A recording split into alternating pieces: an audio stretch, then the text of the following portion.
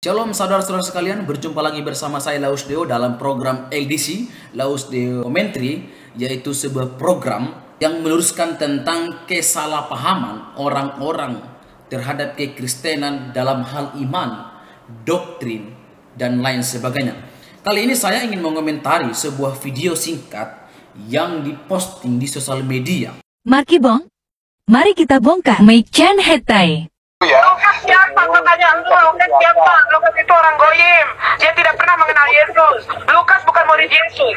Kamu ini banyak referensi yang liar. Saudara, di dalam video singkat yang baru saja kita saksikan, mengatakan bahwa Lukas bukan murid Yesus, sebab Lukas tidak pernah bertemu dengan Yesus. Jadi, karena Lukas tidak pernah bertemu dengan Yesus, disimpulkan Lukas bukanlah murid Yesus.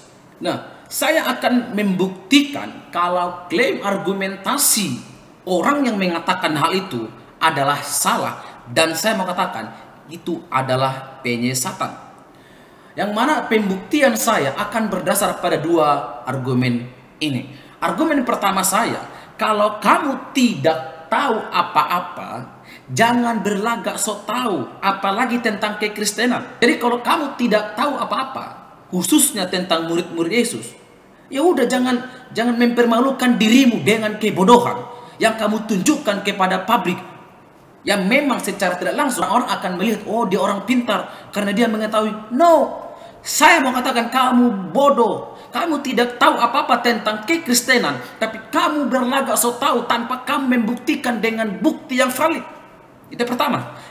Kedua, memang di dalam pemilihan ke-12 murid Yesus, nama Lukas tidak disebut. Kalau kita membaca Matius pasal 10 ayat 1 sampai 4, Lukas pasal 6 ayat yang ke-12 sampai ayatnya yang ke-16, di sana kita membaca Yesus memilih ke-12 rasul, dan memang nama Lukas tidak disebutkan di sana. Akan tetapi bukan berarti karena nama Lukas tidak ada di sana, Lukas bukan murid Yesus karena Lukas tidak pernah bertemu dengan Yesus. Saya mau katakan, ketika kamu betul-betul belajar baik-baik, ketika kamu membaca Alkitab itu baik-baik, baca di dalam Lukas pasal 10, di sana menjelaskan bahwa Yesus mengutus ke-70 murid. Pertanyaannya, kamu tahu nggak siapa nama-nama ke-70 murid itu?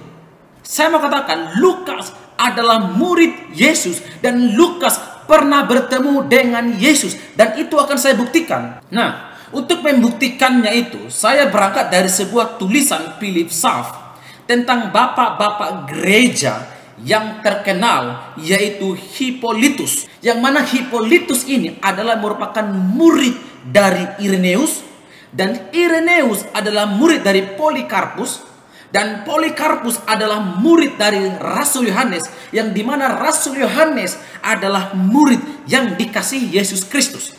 Jadi dari Hippolytus ini saya akan berikan bukti bahwa Lukas pernah bertemu dengan Yesus, dan Lukas adalah murid Yesus, yang akan membungkam mulut yang menolak bahwa Lukas tidak pernah bertemu dengan Yesus dan Lukas bukanlah murid Yesus. Tulisan dari Philip Schaff halaman 461 sampai 462. Di sana kita melihat bahwa Hippolytus merangkum dan memberikan informasi tentang ke-12 murid Yesus, serta kehidupan, penderitaan, pelayanan, bahkan bagaimana mereka meninggal.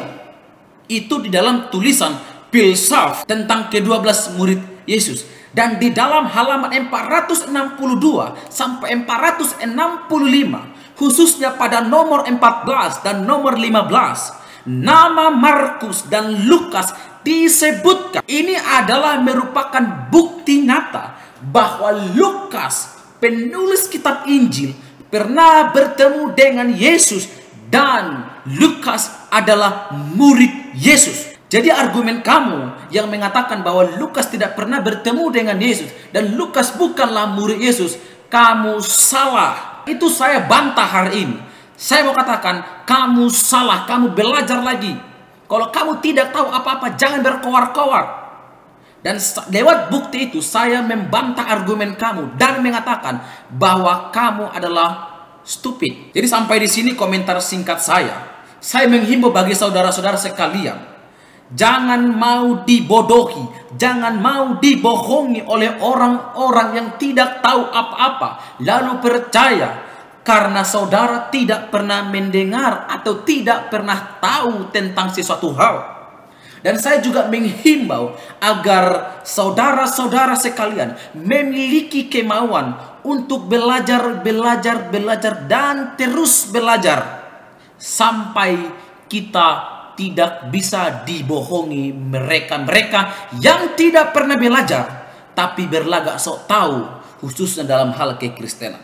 Salam, Tuhan Yesus memberkati.